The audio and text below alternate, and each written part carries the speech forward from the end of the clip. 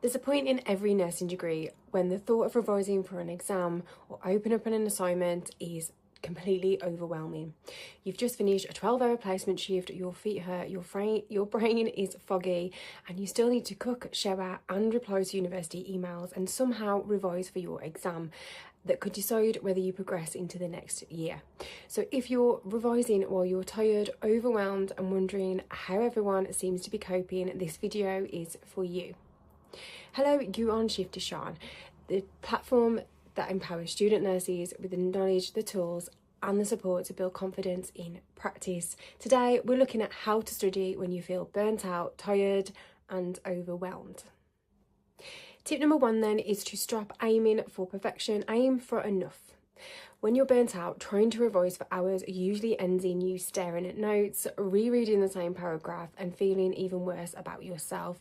So instead, think small. 20 minutes of focused revision with a 5-minute break, repeat once or twice, even 40 minutes on a tired day is real progress.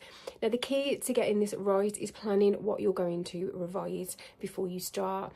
When you're exhausted, your decision making is the first thing to go. So be specific, not I'm going to revise medications. Instead, try I'm going to revise weight-based drugs calculations. Little and often always wins. Tip number 2 is to match your revision to your energy levels. Not all studying needs the same brain power, and when you're exhausted, your brain simply cannot retain heavy information. So work with it, not against it. On low energy days, do things like watch short revision videos, read summaries instead of big textbooks, use flashcards or listen to podcasts or audio notes. On higher energy days, save those for practicing exam questions, creating mind maps, teaching topics out loud and doing that deeper research. And notice when your energy is best. Some people work better in the afternoon, others in the evening, some in the morning. Try tracking your energy levels from 0 to 5 each hour just for a couple of days. You'll quickly see when it's best to do those harder tasks and when to keep things lighter. Tip 3, use placement experience to make revision even easier.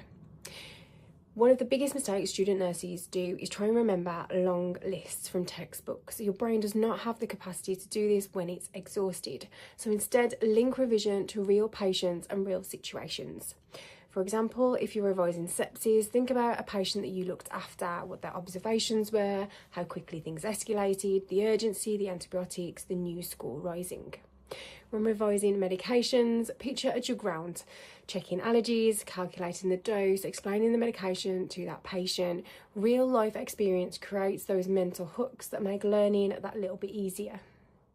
Just a quick pause to share something that I have made for student nurses, and it is my nursing wellbeing journal. You are completing one of the most demanding courses there is out there and feeling overwhelmed, burnt out, or like you're constantly on empty. It's usually your wellbeing that gets forgotten first. This nursing wellbeing journal has weekly and monthly check-ins to help you reflect on your stress, energy levels and your self-care. There's space for you to record the positives, prompts to reset each week and a full year of journaling in one book. It's exclusively available on my website, shiftwithshawn.co.uk. I'll leave the link in the description. Remember, you can't keep pouring from that empty teapot. Your well-being matters. Tip number 4 is to create a bare minimum revision plan. When you're overwhelmed, don't plan like you're superhuman. Planning to write your whole assignment after a 12.5 placement shift is setting yourself up to fail. So instead, aim for 3 priority topics that you're going to focus on that week. Maybe 1 or 2 short study sessions a day and a proper rest day. I still use that 3 priority system now. When everything feels like it's just too much, it helps to quiet the noise and focus on what actually matters. Write them down on a post-it note, pop it up near your laptop. Visible goals reduce procrastination massively. Tip 5 is to look after the basics. They matter more than you think. When you're burnt out, revision feels harder because your body is struggling, so small changes make a massive difference. Sleep, even 30 minutes more improves your memory. Water, dehydration causes brain fog. Proper meals, not just caffeine and snacks. And try winding down before bed, reducing screens and slowly bring a bedtime earlier and earlier. Keep a water bottle on your desk and refill it during breaks. And aim for meals that have a lasting energy. Fruits, nuts, protein, not just those big sugar crashes. Meal prepping for busy weeks can save hours and boost focus massively. Tip number 6, ask for support early. There's a point where tired becomes constant exhaustion. Tears over small tasks, feeling that you're behind no matter how hard you try, that's burnout, and it's not something that you have to push through alone. Struggling does not mean that you're not capable, it just means that you're overwhelmed.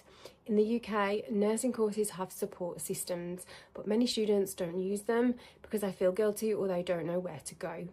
Asking for help is actually part of being a safe, resilient nurse. So reach out to your personal tutor, to your wellbeing services at university, ask for extensions if you need them, and lean on friends who understand.